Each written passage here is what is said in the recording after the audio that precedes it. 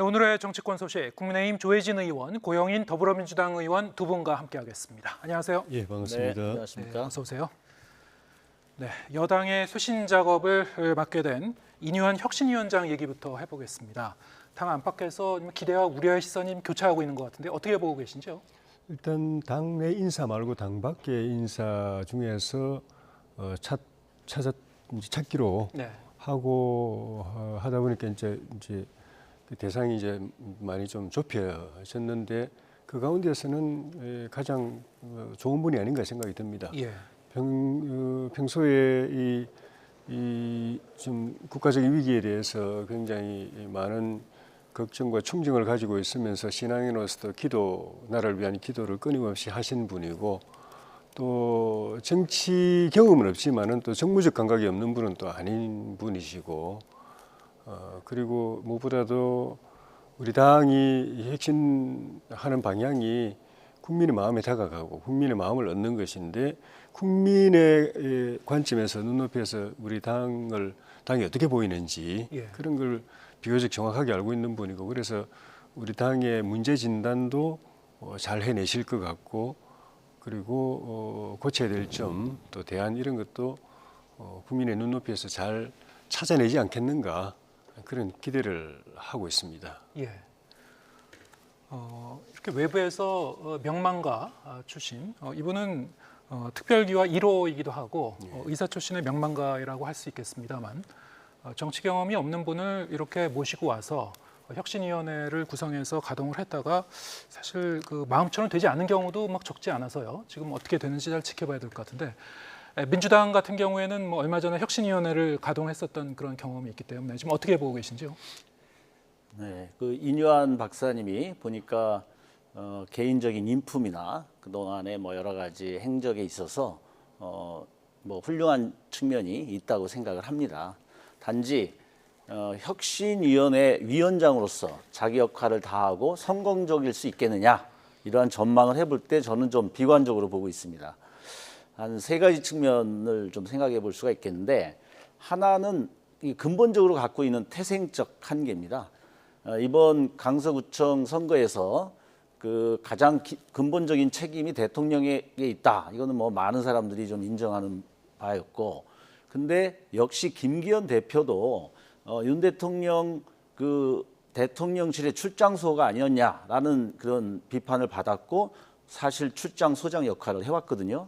그러다 보니까 자신이 상당히 지금 그 당내에 국힘 당내에 우려를 반영해가지고 이거를 끌고 나가기에는 많이 어렵다라는 이런 것들이 보인 상태에서 그 그늘 하에서 이 혁신위원회를 이끈다는 점 그리고 또 한 가지는 본인도 이뉴한 박사도 보니까 서대문 갑에 공천설이 좀 나왔고 실제 선거운동을 위해서 그런지 좀 움직임도 있었어요. 그런데 그 김기현 대표 체제 하에서 굉장히 소신껏 용기를 내야 되는데 그런 공천권 뭐 이런 것까지 생각해 볼 때 어떤가 이런 측면이 있고 또 하나는 이게 아까 우리 앵커도 얘기하셨겠지만 이 경험과 여러 가지 인식 뭐 이런 것들이 굉장히 중요합니다. 우리가 외부 인사를 영입하는 이유는 좀 더 우리를 냉정하게 보고 정치권을 냉정하게 보고 객관적으로 그런 혁신안을 내라고 하는 건데 문제는 정치 경험이 너무 없다 보면 이러한 것들이 좀 방향을 잘못 잡아가지고 실효성 있는 것들을 못 만들거든요. 이제 그래서 본인도 뭐 정치 경험이 없다, 32년 동안 의사 생활했다. 그래서 앞으로 좀 공부를 할 게 많다 이랬는데 지금 총선이 얼마나 남았다고 지금 공부하고 연구하면서 혁신위를 이끌기에는 좀 그렇게 녹록지가 않다 이런 측면이 있고 특히 심각하게 느끼는 게 이제 그런 인식입니다.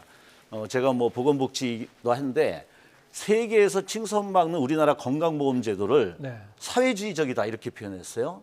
그러면서 오히려 부자들을 위한 특별한 진료가 요구되는 사보험을 만들어야 된다. 그러니까 의료 민영화를 생각하는 그런 발언들을 해왔고 또 뭐 친일화 그 논쟁에서 굉장히 자유롭지 못한 백선엽 장군을 뭐 칭송한다든지 그래서 이런 낡은 인식, 낡은 사고를 낡은 문화 이런 것들을 혁파해야 되는데 본인이 굉장히 좀 약간 우파, 구구적 사고도 있고 이런 것들의 한계가 있고 마지막으로 하나는 결국은 이번 혁신위에서는 새로운 인적 쇄신도 많이 요구될 텐데 그러면 이제 공천권의 문제가 나오는데 이번에 그 본인 발언도 공천권을 얼마나 권한을 받았느냐, 권한을 많이 받았다 그러니까 그런데 그거에 대해서는 잘 모르겠다 이렇게 스스로도 표현했고요.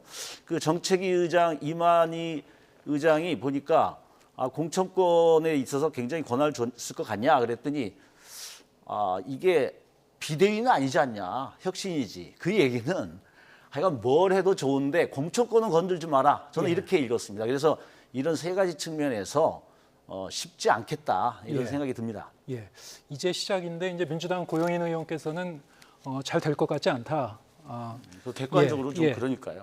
평가절하를 해주셨는데 그러면은 그 이뇨한 위원장의 몇 안 되는 그 발언 그것을 좀 하나하나 좀 뜯어 보겠습니다. 자, 일단 뭐 여러 가지 얘기를 했는데요. 그 중에서 제 눈에 띄었었던 것은 국내힘 사람들도 이제 내려놓아야 한다. 희생을 강조했어요. 오늘도 이제 비슷한 그런 톤의 얘기를 했었고, 자, 구체적으로 뭘 내려놔야 되는 건지, 어떤 기득권을 내려놓아야 되는 건지, 자, 이게 혹시 뭐 공천이나 이런 거하고도 뭐 연결되는 얘기입니까? 어떻게 해석을 하셨습니까? 아직은 이제 뭐 시작 단계고 혁신위원회도 구성이 안 된 상황이고 예. 혁신위원회의 역할 범위, 권한 범위 그거를 구체적으로 이제 한정하지 않은 상황이죠. 네. 그래서 위원장 본인도 언론에서 이제 구체적인 어떤 혁신 대상, 과제, 범위 이거에 대한 입장 물었을 때 그걸 이렇게 구체적으로 대답을 안 했거든요. 아직은 대답할 단계가 아니어서 그런 것인데. 그래서 그 한 말씀 한 말씀에 구체적인 의미를 제가 딱 집어서 이 말은 이런 의미일 것이다라고 단정하기는 좀 어려운데 네. 국민의힘의 많은 분들이 내려와야 된다고 하는 말씀을 들었을 때 저는 신앙적 표현이지만 낮은 대로 임하소서라는 거. 예. 그러니까 국민의힘 의원들이 또 당직자들이 좀 높은 위치에 마음이 높은 위치에 가 있는 것 아닌가. 네. 성공한 사람 또는 뭐 출세한 사람, 잘 나가는 사람 또는 기득권 본인들이 그 층에 속해 있고 또 그 층을 대변하는 그런 마인드에 있는 것 아닌가. 그러면은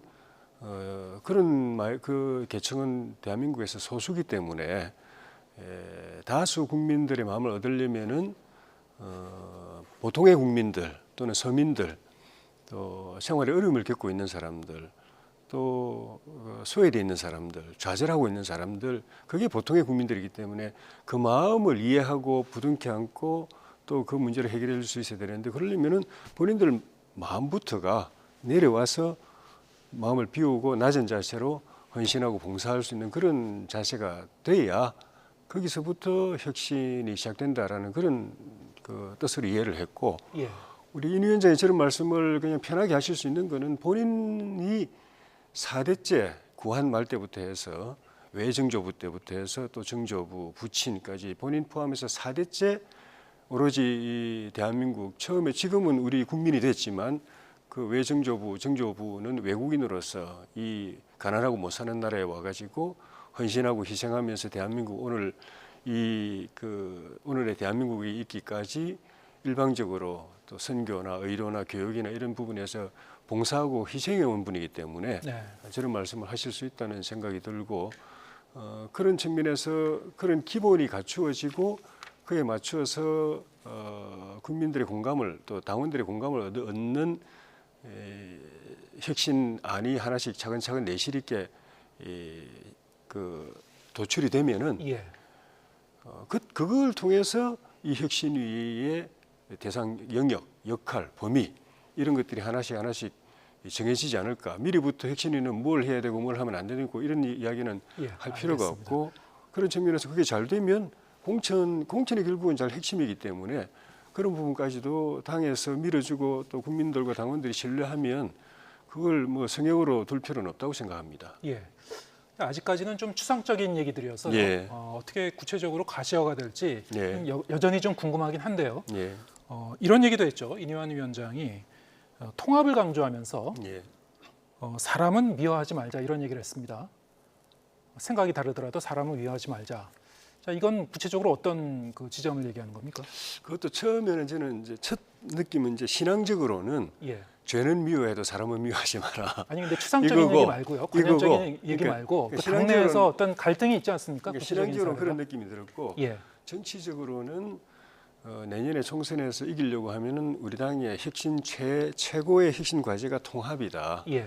친윤, 비윤 이런 거 가리지 말고 예. 보수 뭐 이런 보수로만 한정하지 말고 중도 또 2030 그리고 여성 우리 당이 좀 더 취약한 그런 또 호남이라든가 또 진보지만은 이재명 대표나 이재명 민주당에 대해서 반대하는 사람들 예. 여기까지도 다 끌어안아서 용광로에 다 녹여내야 되는데 그런 측면에서는 작은 생각의 차이를 가지고 갈라치기 하고 배제하고 이러면은 선거 이길 수가 없다. 그러니까 생각이 좀 다르더라도 다른 걸 지적하고 비판할 수 있지만 그걸 미워하고 배제하고 이렇게 해서는 안 된다. 다 끌어안아야 된다는 거 하고 그다음에는 저는 민주당을 향한 메시지도 있다는 생각이 듭니다. 민주당이 우리하고 생각이 많이 틀리더라도 예. 야당의 존재 자체는 인정하고 같이 소통하고 또 그 공조할 수 있는 그런 대상으로 대해야 되는 것 아닌가 하는 그런 메시지까지도 저기 포함되어 있는 것 아닌가. 이뇨한 위원장의 이 마인드 속에는 그런 것까지도 있는 것 아닌가 하는 이 생각이 당내 들었습니다. 통합뿐만이 아니고 예, 이 야당과의 관계까지 포괄적으로 얘기하는 것이다. 그거까지 다 있다고 저는 예, 생각합니다. 제가 원래 여쭤보려고 했었던 것은 콕 집어서 제가 말씀을 드리면은 예, 이른바 비주류 당내의 비윤계 예, 더 구체적으로 얘기하면은 이준석 전 대표라든가 유승민 전 의원 같은 경우도 같이 이렇게 포용해서 가야 된다는 얘기인가? 구체적으로- 일각에서는 뭐 혁신위원으로 뭐 인선을 해야 된다 뭐 이런 얘기도 있었고요. 그 이준석계를 구체적으로 뭐 사람 이야기까지는 제가 할 수는 없지만은 그 인요한 위원장 마인드 속에는 윤석열 대통령 정부의 성공을 바라는 사람들이라면 그걸 예. 반대하는 사람들이 아니라면은 예. 생각이나 노선의 차이가 있어도 다 같이 가야 된다고 저는 생각한다고 봅니다. 예. 자, 이런 부분은 사실은 상대당에서 좀 더 편하게 말씀하실 수도 있을 것 같은데 네. 지금 민주당 입장에서 보면은 그 여당 내 여러 가지 보이지 않는 갈등이 여전히 잠재해 있고 이준석 그 전 대표라든가 유승민 전 의원 연말까지 어떻게 지금 그 상황이 전개될 것인지 혁신위원회를 통해서 어떻게 포용하고 갈 수 있을 것 같습니까? 어떻게 보고 계십니까? 그렇죠.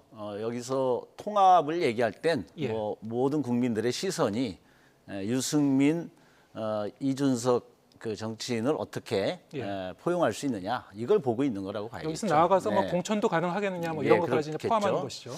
예, 근데 이제 지금까지 이렇게 보면 예.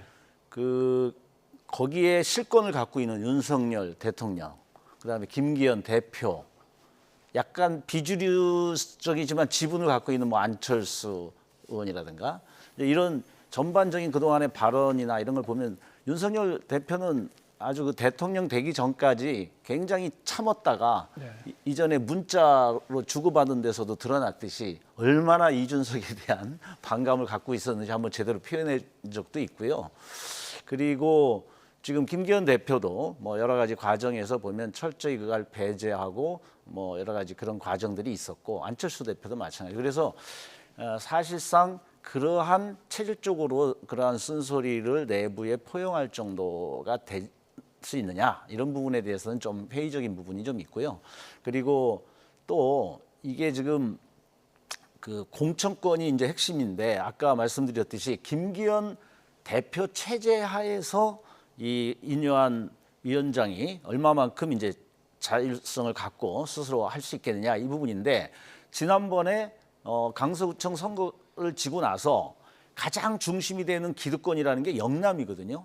그럼 영남에 대한 어떤 이 배치 이 부분에 있어서 사무총장 정도는 제가 아까 표현을 잘못했는데 그 이만희 사무총장이 이렇게 다시 배치가 됐는데 아니 사무총장이라도 좀 그 지역을 달리 해야 되는 거 아니냐. 그랬는데 당 대표, 원내대표 거기 사무총장까지 다 영남이에요. 그러니까 항상 기득권으로 표현되는 게 영남인데 그것을 그 당직 하나도 이렇게 나누지 못할 정도로 벌써 김기현 대표가 그걸 굳혀놓고 이뇨한 위원장한테 와서 권한을 가지고 해라. 예. 과연 그게 얼마만큼 되겠느냐. 예. 저희들 같은 경우는 이제 반대로 보면 이제 저희들 같은 경우는 이제 호남 이제 이런 부분이 있는데 저희들은 그런 거에 대해서 굉장히 쇄신들을 많이 해왔습니다. 예. 그래서 이런 부분들을 제대로 하지 않고는 굉장히 이렇게 이미지 정치로 또 이미지만 팔고 실속은 없는 예. 이러한 것들로 끝날 가능성이 상당히 있지 않나 이렇게 보입니다. 예, 이미 민주당 같은 경우에도 이제 김은경 혁신위원회가 여러 가지 혁신을 그렇죠. 내놨습니다만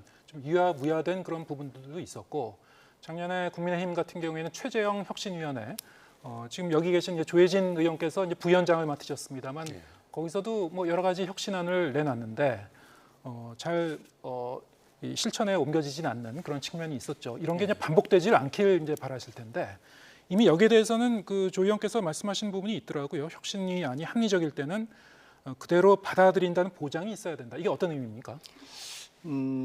작년 저희 혁신은 사실 좋은 안이 많았습니다. 예. 근데 이제 결과만 놓고 보면은 그 원래대로 한다면 혁신안을 의원총회라든지 기타 우리 당 기구에 내놓고 보고하고 토론을 해서 선택 여부를 결정해야 됩니다. 전체를 선택하든지 말든지 아니면 그 중에 일부를 취사 선택해서 선택하든지 말든지 그 절차를 거쳐야 되는데 그 절차가 없었어요.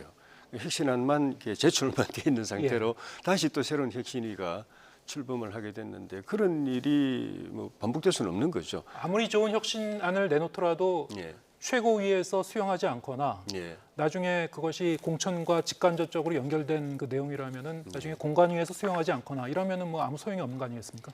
지난번에는 그 출발할 때부터 그 이준석 대표가 만든 혁신위라는 예. 그 낙인이 찍혀가지고 좀 진행에 이렇게 활동에 난항이 있었고 실제로 우리 당 소속 의원들이나 당협위원장들한테 여러 가지 설문조사라든가 그런 방식을 통해서 혁신안 이 제출을 요청해도 별로 도움이 별로 참여가 없었는데 이번은 뭐 그런 일은 있을 수가 없고 중요한 거는 좋은 혁신안이 나오느냐 안 나오느냐 예. 그 이제 당원들이 공감하고 국민들이 공감하고 지지할 수 있는 그런 안이 나오느냐 안 나오느냐가 핵심이고 그거 나오면 그거 못합니다. 예. 그걸 만들어내기 위해서는 이뇨한 위원장 혼자 하는 게 아니기 때문에 혁신위원들이 그런 정도의 혁신적 마인드를 가지고 또 아이디어와 대안을 가지고 있고 추진력도 가지고 있는 분들로 이번 목요일날 혁신위 구성한다고 그랬는데 그거를 구성을 해가지고 거기다 또 당도 혁신위한테 모든 걸 맡겨놓고 그냥 바라만 보고 있지 말고 적극적으로 혁신안을 같이 개별적으로 의원들이나 당협위원장들도 또 던져주고 해서 다 그 힘을 하나로 모아서 좋은 안을 만들어내면 그 다음은 당연히 의총이라든지 당 기구 최고위원회들 이런 데 올려가지고 보고하고 토론하고 해서 채택해야 되고 거기에 당원들이 공감하고 국민들이 박수 치는 안을 거기서 거절할 수는 없죠. 예. 채택될 걸로 봅니다. 알겠습니다. 김기현 대표가 이 활동 범위와 안건을 비롯해서 독립적이고 자율적인 그런 권한을 부여한다는 취지로 얘기를 했습니다만 그것이 어디까지인지 이거는 사실 앞으로 이제 몇 주 동안 이렇게 보면은 알 수 있을 것 같습니다. 혁신위원회 이 활동 기간이 사실 예상보다 그렇게 길지 않을 수도 있기 때문에 빨리 가시화가 될 것 같습니다.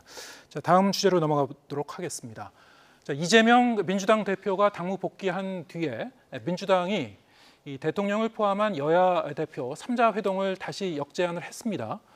기존의 영수회담 제안을 약간 좀 변형한 형태로 이제 볼 수도 있을 것 같은데 이건 어떤 의미가 있는 건가요? 예, 일단은 왜 대통령을 만나려 하는가 예. 이제 이게 중요한데요. 지금 아시다시피 굉장히 지금 국정 운영이 파탄에 있다라고 저희들은 보고 있습니다. 예. 그래서 지금 고금리에 따른 가계 부처 그 부채로 의해서 그 국민들이 굉장히 고통받고 있고 또 물가 상승이나 경기 침체 이런 것들이 어떻게 보면 뭐 부자 감세로 인한 그 세수가 펑크나는 데서부터 시작돼 가지고 이런 것들이 나타나고 있기 때문에 이러한 것들을 바꾸려면 그걸 바꿀 수 있는 실제 힘이 있는 실권을 갖고 있는 사람하고 대화를 해야 되는 거 아닙니까? 근데 그동안 김기현 대표나 국민의힘이 대통령의 눈치를 보면서 그런 출장소 역할을 해왔다라는 것들이 이번에 심판으로 나타났듯이 거기에 대해서 제대로 된 모습을 보여주지 못했기 때문에 굉장히 그동안 외교라든가 이런 내정에 있어서 좀 고집스럽게 국정 운영을 파탄으로 몰아갔던 대통령하고 얘기를 해서 우리 야당도 협력할 부분이 있으면 협력해서라도 국민을 위해서 바꿔보자. 이런 대화를 하려면 대통령하고 해야 되는 거죠. 근데 지금 김기현 대표는 거기에 대해서 또 그냥 여야 대표끼리 만나자. 마치 대통령을 만나려면 나부터 만나야 된다. 이거는 실질적인 국민을 생각하는 자세는 아니라고 보고요. 어떻게 보면은 자신의 어떤 정치적 위치 이러한 것들을 존재감을 갖고 대통령을 보호하려고 하는 듯한 그런 모습은 실권이 아니라고 보고, 그래서 저희들은 실제 제대로 된 변화 그리고 국민을 위한 쇄신을 하려면 한번 만나고 예. 그 속에서 협조할 건 하겠다. 이번에 뭐 그 의사 증원 확대에 대해서도 사실은 기대하고 저희들은 굉장히 칭찬하고 협력하려고 그랬어요. 이재명 대표도 그렇게 얘기했고 그런 자세로 지금 보자고 하는 건데, 이거를 자꾸 형식으로 얘기하고 지금 대통령과 이재명 대표가 뭐 이재명 대표 보고 피의자니까 안 맞는다 그동안 그래 왔는데, 이게 개인 대 개인이 아니잖아요. 네. 국가를 대표해서 야당 대표와 현재 국정을 이끌고 있는 대통령이 국민을 위해서 보자라고 하는 건데, 이걸 안 본다라는 거는 이번에 뭐 많은 걸 반성하겠다고 얘기했는데 그게 좀 진정성이 있는지 그 시금석이 될 것 같습니다. 예. 이거에 대한 태도를 자, 보면. 이 제안을 그러면은 그 대통령실이 윤 대통령이 받을 것인가? 지금 순방 중이기 때문에 순방이 끝나고 돌아와서 윤 대통령의 이 결심이 필요하다는 거 아니겠습니까? 예.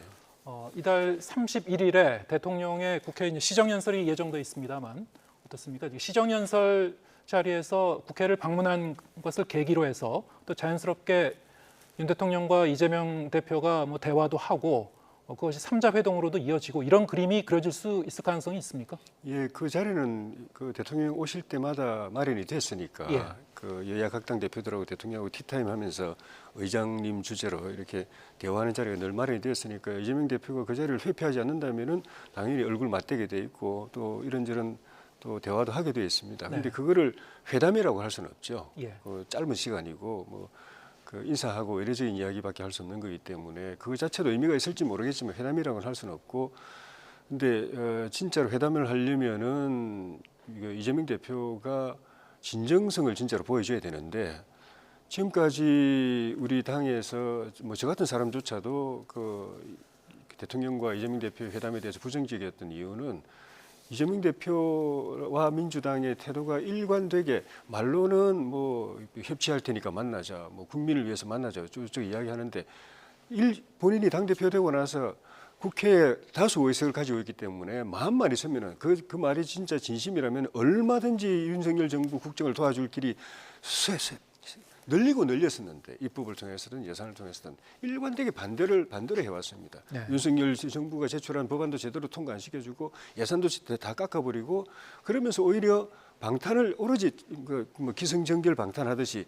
방탄을 위해서는 본인 방탄을 위해서만 국회를 운영하고 그걸 위해서 윤 정권을 흔들고 그리고 검찰도 무력화하고 이제 법원까지 흔들고, 그러니까 대통령 만나자는 것도 결국은 도와줄 마음이 있으면 도와줄 기회가 얼마든지 있었는데 안 도와주면서 도와줄 테니까 만나자고 하는 건 그게 아니고 대통령 만남조차도 방탄에 이용하려고 하는 거다라는 의심이 아니라 저는 그건 그 상당한 근거가 있다고 보는데, 그래서 저 같은 사람도 만나는 거에 대해서 부정적이었는데, 진짜로 그런 게 대통령 만나서 국정을 도와줄 생각이 있어서 만난다면은 만날 생각이라면은 지금 당장이라도 국회에서 할 수 있는 일이 많이 있고, 그리고 일단 당대표부터 만나도 되지 않습니까? 원내대표끼리도 만나고 당대표끼리도 만나는데 본인이 국회 무대에서 윤석열 정부 국정 운영을 도와줄 길이 있다면 당대표하고 만나서 현안을 가지고 협의를 하면 됩니다. 거기서 우리가 확인할 수 있어요. 만나서 대화해보니 그리고 합의 내용을 보니 뭐 적어도 이 부분에 있어서는 도와줄 뜻이 있나 보다를 확인되면 알겠습니다. 그게 지금 그 국민의힘의 입장이 예. 당 대표끼리 먼저 만나고 나서 그 다음에 대통령과의 회동을 얘기해도 늦지 않다. 이게 그럼요. 이제 계속 거기서 진정성이 일관된 확인되거든요. 입장이시고. 진정성 확인되면 뭐 저 같은 사람조차도 이재명 대표가 좀 생각이 바뀐 것 같다. 대통령 만나면은 좀 도와줄 것 같으니까 하시는 게 좋겠다고 건의할 수 있는데 지금까지는 보면 아니에요. 전혀 알겠습니다. 안 도와주니까. 근데 저희들이 뭐 협치라는 것을 그 자체를 부정하는 게 아니라 동의하고 할 만한 내용이 있을 때 우리가 같이 하는 거 아닙니까? 예. 민생과 관련된 부분들은 저희들이 독단적으로 해본 적이 없고, 그다음에 대통령이 지금 그 여러 가지 뭐 중국을 배제하고 미일 굴욕적 외교를 한다든지 이번에 핵 오염수 문제를 대하는 태도라든지 역사 이념이라든지 모든 게 법하고 상관없이 행정부로서 본인들이 할 수 있는 일을 독단적으로 해가지고 지금 이 예. 파탄을 야기한 거예요. 그러니까 이 부분에 대해서 진정하게 얘기를 들어보고서 뭔가 협치를 할 생각을 해야지 그렇지도 않고 한다라는 거에 대해서 저희들이 이해할 수 없다는 거죠. 예, 뭐 이 부분에 대해서는 뭐 여야의 입장이 계속 대립되고 있고, 예, 뭐 평행선이네요. 여기서도 뭐 이렇게 접점을 찾기는 어려울 것 같고요. 지금 시간이 거의 다 되긴 했는데 조금만 더 민주당 상황을 한두 가지만 더 여쭤보겠습니다. 이재명 대표가 이제 당내 단합을 주문하면서 가결파 의원에 대한 징계 요구에 선을 그었죠. 근데 이게 문제가 끝난 것이냐? 그게 아닌 것 같습니다. 지금 친명계 의원들은 징계를 잠시 미뤄두자는 것이다. 뭐 이런 얘기도 했고, 이거는 정청래 최고위원이 말씀하신 거고, 친명계 서은숙 최고위원은 이른바 가결파 의원 5명의 징계 청원 처리할 시기가 온다면 처리할 것이다. 또 이렇게 얘기했습니다. 앞으로 일정한 시점에서 다시 이 문제를 꺼내게 된다는 겁니까? 어떻게 지금 해석해야 됩니까? 제가 볼 때는 뭐 여러 얘기가 있지만 예, 결국은 이것을 바라보는 시각과 또 이거에 대한 결단을 할 수 있는 부분은 대표입니다. 네. 그래서 이재명 대표가 그동안 단식을 하고 또 병원에서 여러 가지 지내는 동안 많은 생각을 했던 것 같고 이번에 메시지로 보면 분명하다고 생각합니다. 그러니까 통합을 통해서 내년 총선 승리로 나가자. 그것을 위해서 단합을 하자. 그래서 지난번 보궐선거 때 유세 중에도 얘기를 했고요. 네. 작은 차이를 넘어서 크게 통합하자 이렇게 했고 지난 13일에도 비공개 회의가 좀 있었던 것 같아요. 그날 윤리심판원에 일단 절차는 밟자 네. 하려고 했는데 그걸 막았어요. 예. 내가 갈 때까지 그거 건들지 마라. 그리고 이제 어제 공식적으로 이 부분에 대해서는 더 이상 언급하지 말자. 더 이상 그리고 왈가왈부하지 말자고 했는데도 불구하고 바로 친명계는 다른 얘기를 했어요. 그렇죠. 그러면서 윤리심판원의 절차는 밟아보자. 결과를 떠나서. 근데 이거 절차 밟는 것도 큰 오해를 사니까 하지 말자라고 하는 분명한 어조로 얘기했다라는 거는 확인이 되는 거고요. 예. 단지 이제 그 내에 뭐 최고위원들이 그 전에 이거는 뭐 징계가 필요하다 이런 자기 목소리들을 해왔기 때문에 그것을 갑자기 접기도 그렇고 또 일정한 강성 지지자들의 입장을 약간 대변하면서 또 자신들의 여러 가지 정치적 모습을 좀 보이는 그런 측면에서도 나타나는 게 있는 것 같은데 저는 이재명 대표의 태도와 생각 이게 가장 중요하다고 보고 다시 한번 이재명 대표가 입장 표명을 해야 되는 겁니까? 아니 일단은 이거에 대해서는 분명한 이 정도면은 저는 저 분명한 정도면 명확한 입장 네, 표명을 한 명확한- 셈인데 했고, 그럼에도 불구하고 이 오히려 교통 그러니까 정리가 안 되는 것 같거든요. 그러니까 오히려 이제 그 부분들보다 더 예. 중요한 거는 이제 앞으로의 과정에서 이제 진짜 총선 승리를 위해서 단합하고 통합이 필요하다. 그러면 계속 얘기했던 시스템 공천에 의해서 예. 이것이 이루어지느냐. 그다음에 총선 승리의 역량과 그런 승리 가능성이 높이는 부분들을 잘 관리해서 제대로 배치할 수 있느냐. 이제 이러한 부분에서 불필요한 계파 갈등으로 가는 것들을 잘 관리 조정하는 그런 리더십을 잘 발휘해줘야 이제 이 진정성이 더 입증이 되겠죠. 근데 그렇게 그런 방향으로 현재는 가고 있다고 봅니다. 지명직 최고위원 후임 인선도 이제 미뤄지고 있는데요. 예. 이거는 뭐 무슨 걸림돌이 많이 남아 있는 겁니까? 뭐 일단은 이제 직능 대표성이라든지 뭐 지역 대표성 이런 게 원래 있긴 합니다.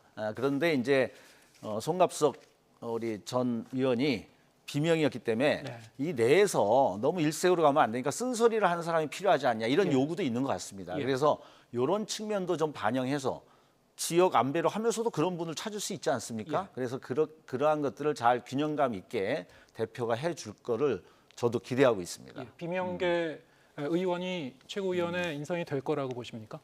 그건 좀 봐야 되겠죠. 근데 알겠습니다. 하여간 그러한 그걸 굳이 친명이다 비명이다를 예. 떠나서 예. 그러한 자기 역할, 쓴소리도 좀 하고 알겠습니다. 균형 감각을 갖는 분이 좀 올 수 있으면 예, 좋겠죠. 원내건 어떤 분이 인선이 되는지 좀 지켜보도록 하겠습니다. 네, 국민의힘 조혜진 의원, 고영인 더불어민주당 의원 두 분과 함께했습니다. 고맙습니다.